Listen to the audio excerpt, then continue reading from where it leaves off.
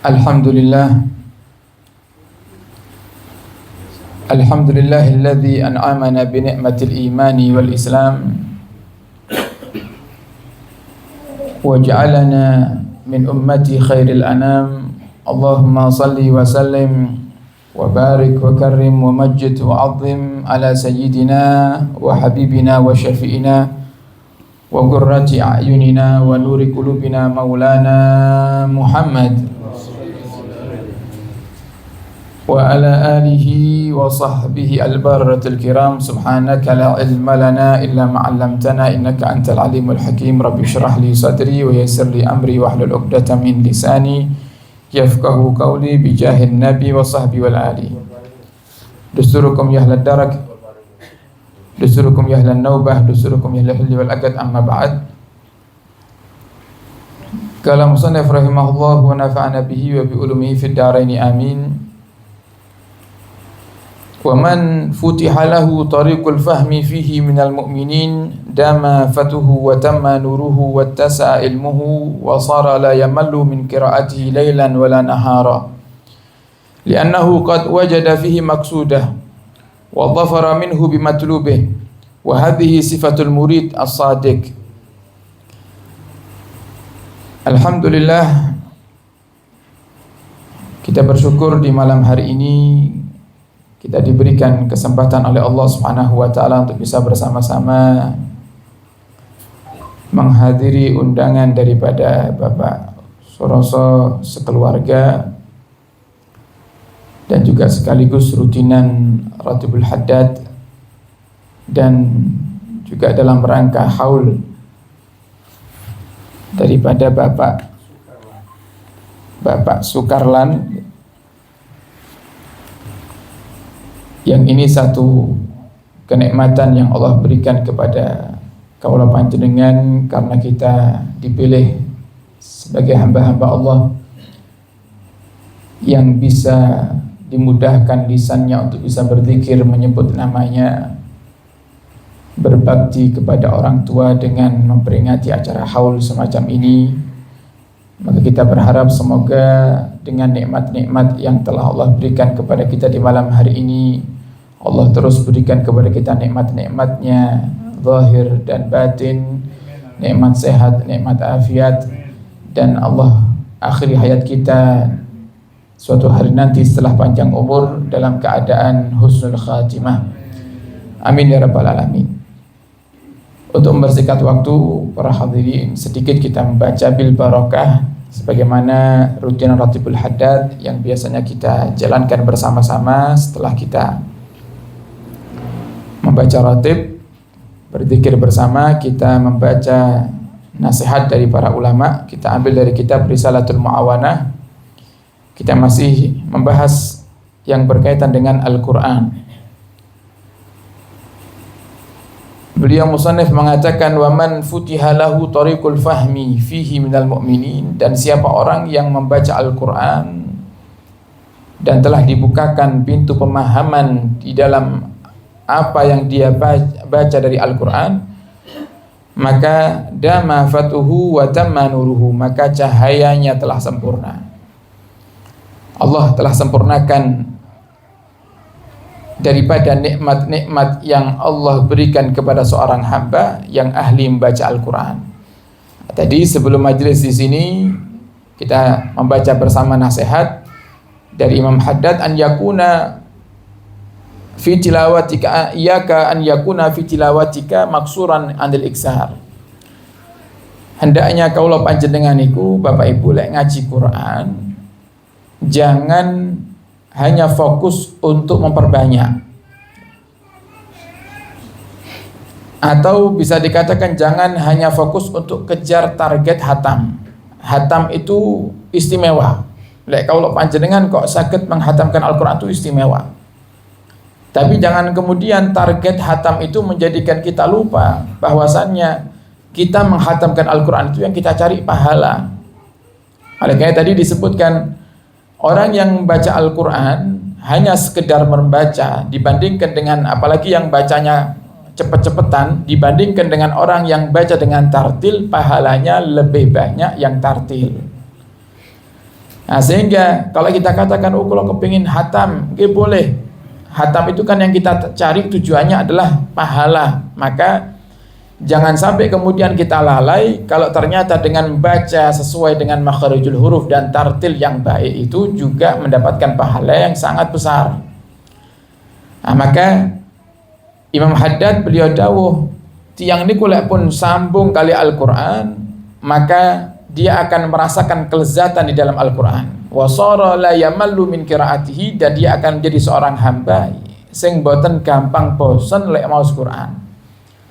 Dapat setengah juz malih kurang, kepingin nambah ya wis misan sak juz. Nanti dapat 1 juz malah kepingin kok sik kuat ya, kira-kira kok nambah setengah juz malih, sak juz setengah. Dia enggak gampang bosan. Itu pertanda kalau hati kita sudah sambung dengan Al-Quran. Nah, sehingga orang yang sambung hatinya dengan Al-Quran, maka dia akan dapati semua apa yang dia inginkan itu ada dalam Al-Quran. Walaupun kita singgung di majelis sebelumnya, para hadirin, Imam Haddad itu dawuh, Al-Quran bahrul muhit. Quran itu ibarat seperti lautan.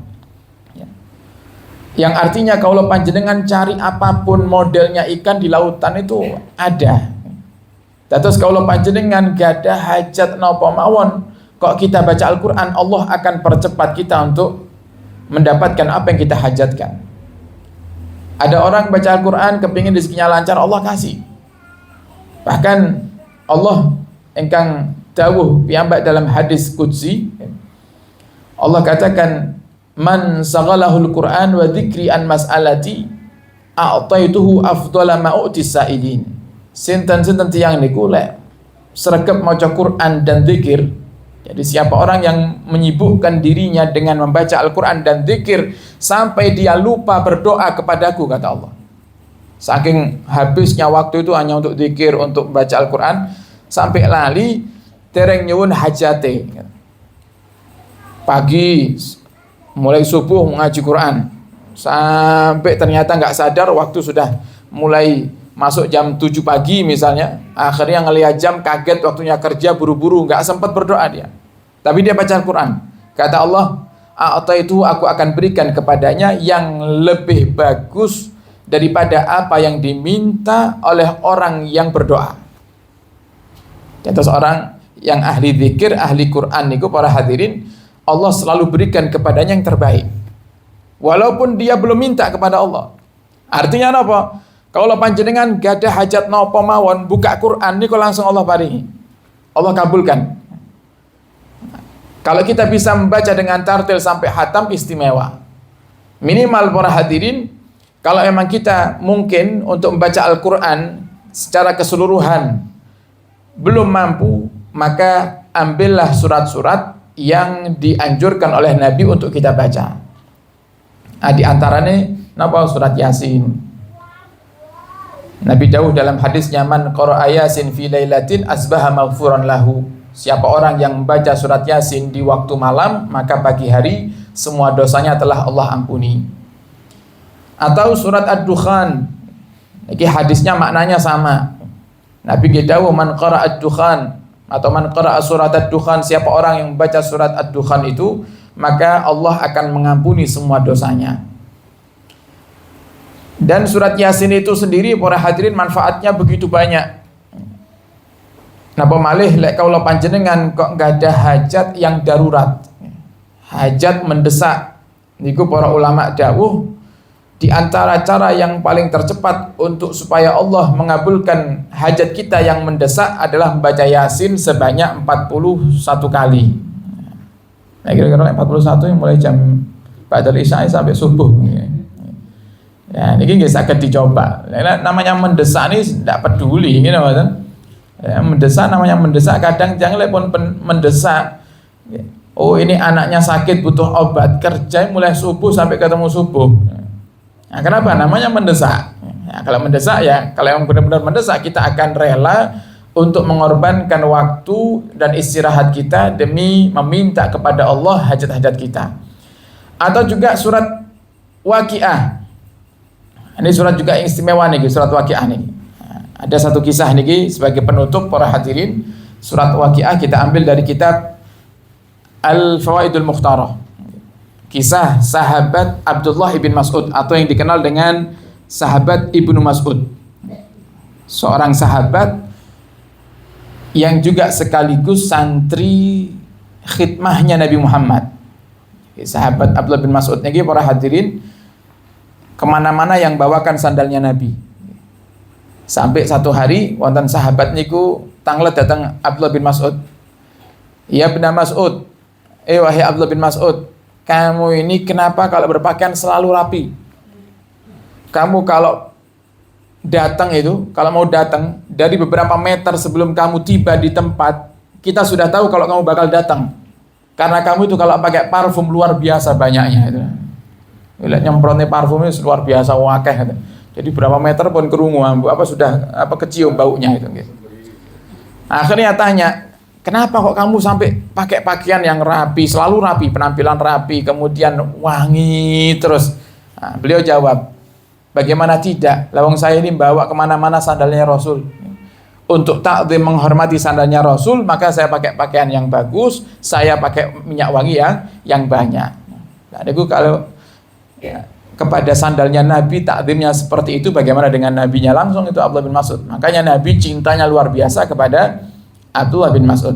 Nah, beliau sahabat Nabi dan sering dibela sama Nabi.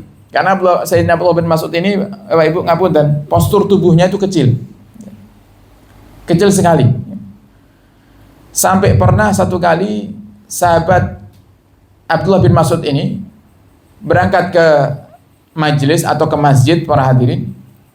Beliau itu lupa bawa siwak. Akhirnya di situ ada pohon kayu arok itu, pohon siwak. Nah, pohon yang kayunya dipakai untuk siwak itu. Beliau itu naik manjat untuk ngambil ranting pohon yang paling kecil supaya bisa digunakan untuk siwak. Begitu naik tiba-tiba ada angin kencang. Tiba, jatuh itu Abdullah bin Mas'ud. Jadi sudah postur tubuhnya kecil, kurus lagi. Nah, jatuh ke bawah, diketawai sama sahabat. Akhirnya Nabi ini kok kerungu yang guyung-guyung apa ini, Nabi keluar.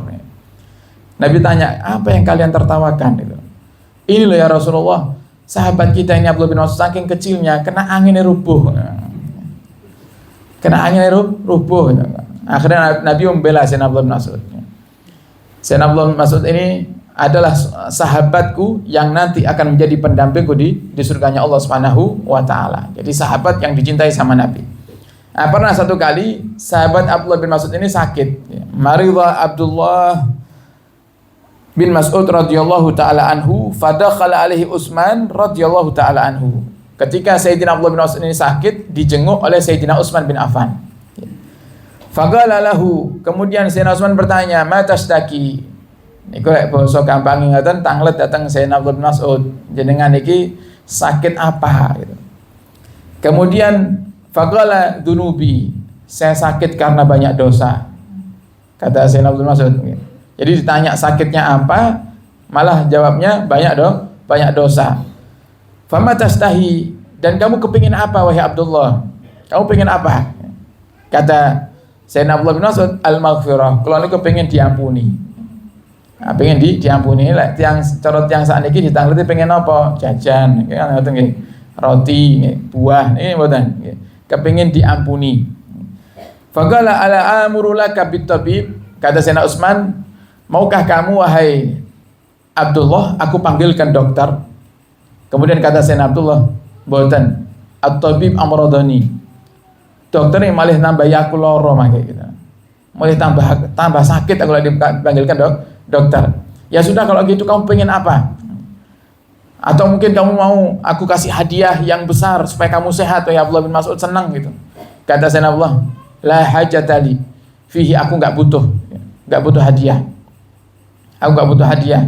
Loh nanti hadiah itu misal kalau saya kasih hadiah kamu uang wahai Abdullah, ini kan sakit damel putra-putramu, keluargamu. Yang penting kamu mau terima aja, enggak? Kata Sayyidina Abdullah bin Mas'ud, saya enggak mau. Ada cara awake dhewe yang enggak usah basa-basi, nggih, langsung wah nggih, ngaten nggih. Ini kata Sayyidina Abdullah bin Mas'ud, enggak, saya enggak butuh itu. Kemudian beliau berkata, inilah akhsa alaihimul faqra. Ketika Sayyidina Utsman bilang, lu nanti ini hadiahnya uang dan hadiah perabotan atau barang-barang yang saya berikan kepadamu, ya bisa buat keluargamu. Enggak, saya enggak butuh itu. Sungguhnya aku enggak takut keluargaku itu fakir. Semenjak aku mengajarkan kepada mereka apa yang diajarkan oleh Nabi kepadaku, mulai sejak itu aku enggak pernah takut keluargaku kekurangan. Aku enggak pernah takut keluargaku itu napa-niku sampai terdesak. Dan alhamdulillah selalu kita amalkan dan Allah cukupi selalu. Kemudian beliau menjelaskan, dahulu waktu aku sering mendampingi Nabi, aku sering diajarkan sama Nabi Muhammad untuk membaca surat Waqiah setiap malam. Ba'da'an alam tuhum, ketika aku ajarkan surat Waqiah kepada keluargaku, yaqra'una kulla lailatin, maka keluargaku itu tiap malam baca surat Waqiah. Karena sungguh aku telah mendengar Nabi Muhammad berkata, man qara'a surat al-Waqiah, siapa orang yang baca surat al-Waqiah kulla lailatin, setiap malam, lam tusibhu faqah, maka dia tidak akan pernah kekurangan. Faqah niku fakir, dia enggak akan pernah terserang kefakiran. Fakrun awihtiyajun abada, dia enggak akan pernah terserang kefakiran atau kondisi yang dia membutuhkan uluran tangan orang lain.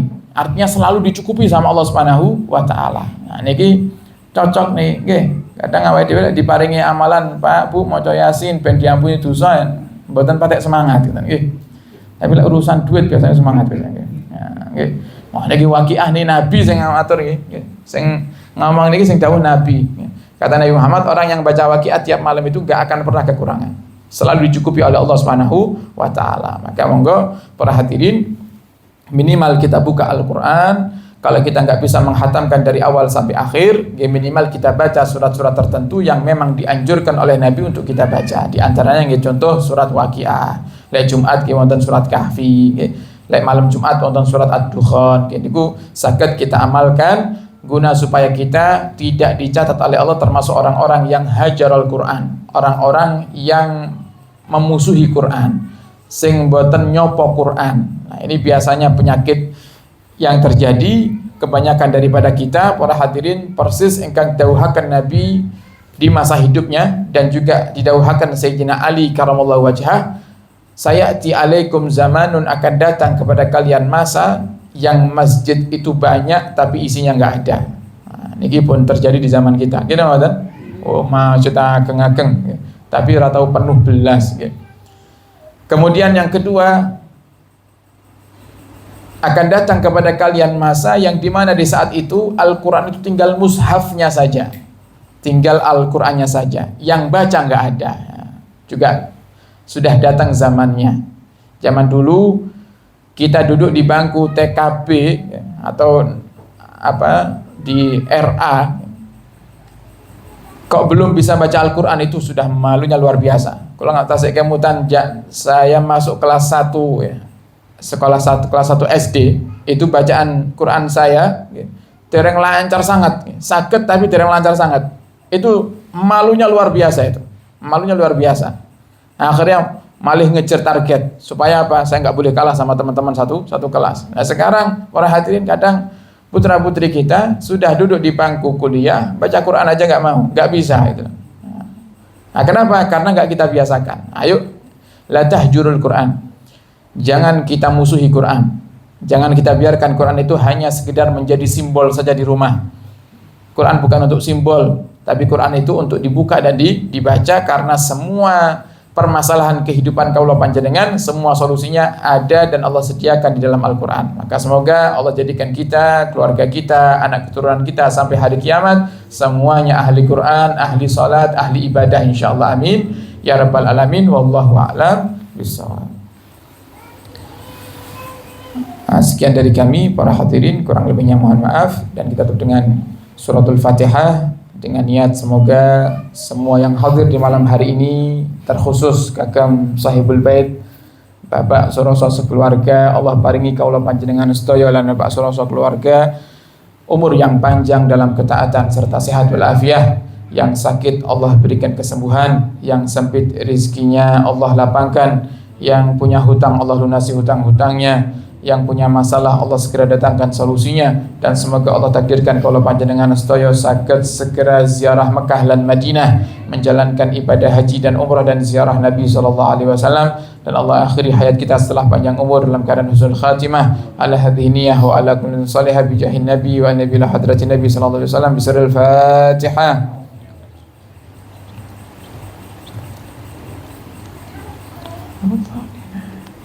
Hakadha minni wa lakum minkum. Wassalamualaikum warahmatullahi wabarakatuh.